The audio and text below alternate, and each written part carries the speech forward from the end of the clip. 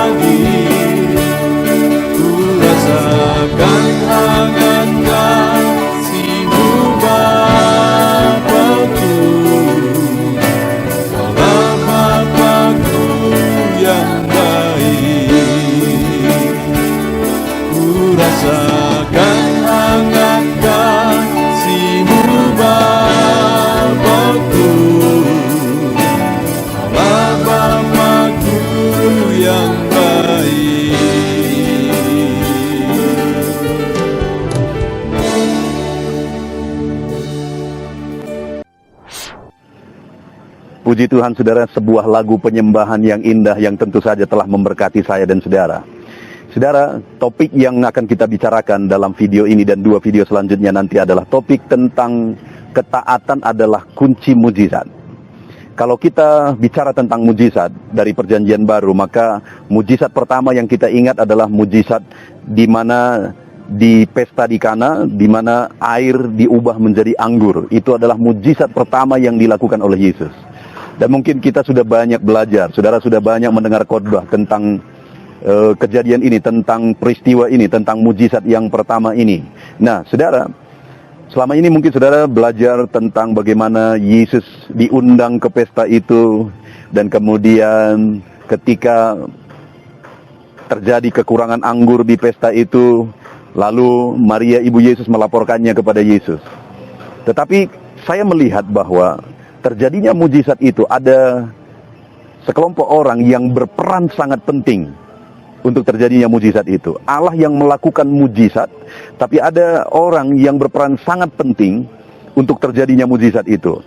Kalau kita lihat sama-sama itu di dalam Yohanes pasal yang kedua. Saya akan bacakan bagi saudara mulai ayat 1. Pada hari yang ketiga ada perjamuan kawin di Kana yang di Galilea, dan ibu Yesus ada di situ. Yesus dan murid-muridnya diundang juga ke perkawinan itu. Ketika mereka kekurangan anggur, ibu Yesus berkata kepadanya, mereka kehabisan anggur. Jadi diceritakan kepada Yesus. Kata Yesus kepadanya, mau apakah engkau daripadaku, ibu? Saatku belum tiba. Lalu lihat ayat 5 yang menjadi kuncinya, saudara. Tetapi ibu Yesus berkata kepada pelayan-pelayan yang apa yang dikatakan kepadamu, buatlah itu. Jadi ada sekelompok orang disebut pelayan-pelayan di sini. Kalau menurut saya, peran mereka begitu besar untuk terjadinya mujizat air berubah jadi anggur di Kana. Ibu Yesus atau Maria berkata kepada mereka, apa yang dikatakan kepadamu, buatlah itu. Ini bicara tentang ketaatan. Apa yang dikatakan firman Tuhan, apa yang dikatakan Yesus kepada mereka, harus mereka lakukan. Dan kalau kita lihat ceritanya, ketika mereka lakukan seperti yang dikatakan Maria, benar, akhirnya terjadilah mujizat, air berubah menjadi anggur. Kalau kita belajar dari Alkitab, saudara, mulai dari perjanjian lama sampai perjanjian baru, kita akan melihat setiap kali terjadi mujizat, di sana pasti ada hal ini, yaitu ketaatan. Lihat saja ke dalam perjanjian lama, semua peristiwa-peristiwa mujizat itu selalu disertai dengan adanya tindakan ketaatan. Nah, itu sebabnya dalam kehidupan kita, kalau kita merindukan mujizat Tuhan terjadi dalam hidup kita, maka hal ini, prinsip ini, tindakan ini tidak bisa terlepas, yaitu ketaatan. Ketaatan kepada apa? Ketaatan kepada firman Tuhan. Nah, saya ingin kita melihat pelayan-pelayan ini, ketaatan seperti apa yang mereka lakukan, sampai akhirnya air itu benar-benar berubah menjadi anggur. Mujizat yang terkenal itu terjadi, yaitu air berubah menjadi anggur. Ketaatan seperti apa yang mereka miliki? Nah, di ayat 5 tadi ketika Maria berkata kepada mereka, apa yang dikatakan kepadamu, buatlah itu. Jadi itu yang pesan yang mereka terima, sehingga akhirnya mereka lakukan sesuai dengan pesan itu. Saya ingin kita lihat satu-satu ketaatan seperti apa. Dalam video ini kita akan lihat jenis ketaatan yang pertama yang mereka melihat, dan jenis ketaatan berikutnya nanti kita akan lihat di video kedua dan ketiga. Sudah lihat di ayat yang ke-6. Di situ ada 6 tempayan yang disediakan untuk pembasuhan menurut adat orang Yahudi. Masing-masing isinya 2-3 buyung. Yesus berkata kepada pelayan-pelayan itu. Jadi mulai firman Tuhan datang kepada pelayan itu setelah Maria berkata kepada mereka, apa yang dikatakan kepadamu, lakukan. Kemudian Yesus mulai memberikan firman, memberikan perkataan kepada mereka. Nah, apa kata Yesus? Isilah tempayan-tempayan itu penuh dengan air. Dari perintah yang diberikan Yesus kepada mereka adalah isi tempayan-tempayan itu penuh dengan air. Dan kemudian, saudara, dan mereka pun mengisinya sampai penuh, sesuai perintah. Jadi, Yesus memerintahkan mereka untuk mengisi tempayan penuh dengan air, dan firman Allah mencatat mereka mentaati persis seperti perintah Tuhan. Mereka mengisinya sampai penuh. Nah, tetapi yang di sini yang saya mau kita lihat, saudara, ketaatan mereka itu, ketaatan seperti apa? Lihat, Perintah Yesus adalah isilah tempayan-tempayan itu penuh dengan air. Saudara, waktu itu masalahnya apa sih? Masalahnya adalah mereka kehabisan anggur. Masalahnya mereka butuh anggur. Perintah yang datang apa? Isi tempayan-tempayan dengan air. Artinya apa, saudara? Perintah yang diberikan itu sebenarnya tidak nyambung dengan masalah yang sedang dihadapi. Di mana masalah yang sedang dihadapi adalah kekurangan anggur, tapi perintah yang datang adalah supaya mengisi tempayan dengan air. Artinya apa? Perintah ini yang ditaati ini adalah perintah yang tidak sesuai dengan kebutuhan, tidak sesuai dengan masalah, persoalan, tidak nyambung dengan persoalan, atau dengan kata lain, tidak sesuai dengan yang dipikirkan sebenarnya. Artinya apa? Waktu itu mujizat itu terjadi karena ada ketaatan oleh pelayan-pelayan itu, dan ketaatan itu adalah ketaatan yang sekalipun tidak sesuai dengan apa yang dipikirkan, tapi mereka tetap taat dan mengisi tempayan-tempayan itu dengan air, sehingga akhirnya air itu yang berubah menjadi anggur. Sekalipun tidak sesuai dengan apa yang dipikirkan, tetapi ketika ditaati, maka mujizat itu terjadi. Tempayan disuruh diisi dengan air, padahal yang dibutuhkan adalah anggur, tapi akhirnya air itu yang berubah menjadi anggur. Saudara, di dalam kehidupan kita, prinsip ini juga berlaku, bahwa ada banyak kali firman Tuhan yang harus kita taati, perintah Tuhan yang harus kita taati supaya kita mengalami mujizat. Seringkali perintah itu tidak sesuai dengan apa yang kita pikirkan, tapi sekalipun tidak sesuai dengan apa yang saudara pikirkan, hari ini firman Tuhan ini mengajarkan kita adalah bahwa mari kita taat, sekalipun tidak sesuai dengan apa yang kita pikirkan. Mari kita belajar taat, sekalipun tidak sesuai dengan apa yang kita cerna berdasarkan pikiran kita. Dan ketika kita belajar taat, sekalipun tidak sesuai dengan apa yang kita pikirkan, saat itulah mujizat terjadi. Karena bukan apa yang sesuai dengan yang kita pikirkan itu yang terbaik. Apa yang dipikirkan Tuhan yang terbaik.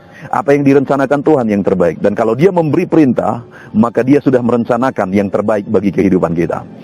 Itu sebabnya saat ini, apapun yang saudara hadapi, masalah yang saudara hadapi, persoalan yang saudara hadapi, sebagai anak-anak Tuhan, mari belajar hidup taat, sekalipun firman Tuhan seringkali nggak nyambung dengan masalah saudara.